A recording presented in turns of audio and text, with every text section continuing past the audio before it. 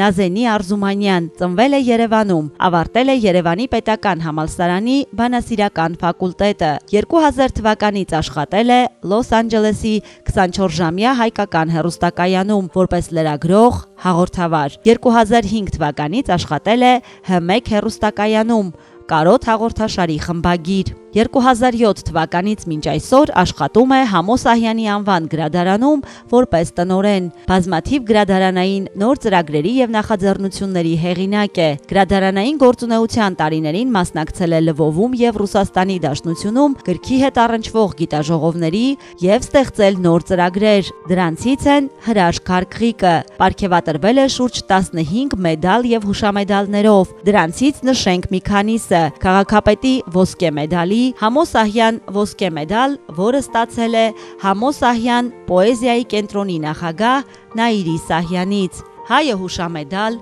Նարեկ հուշամեդալ եւ այլն։ 500-ից ավելի պատվոգրերի է արժանացել տարբեր նախարարություններից, քաղաքապետարանից, թաղապետարանից եւ այլ կառույցներից։ Հատկապես մեծ է համագործակցությունը Համո Սահյան կենտրոնի հետ։ Համատեղ իրականացվում են Համո Սահյանի նվիրված ծրագրեր տարբեր քաղաքներում հանրահայտ արտիստների հետ։ 2025 թվականին Նազենի Արզումանյանը հիմնադրել է Արվեստի արտ արվեստի միջազգային միությունը,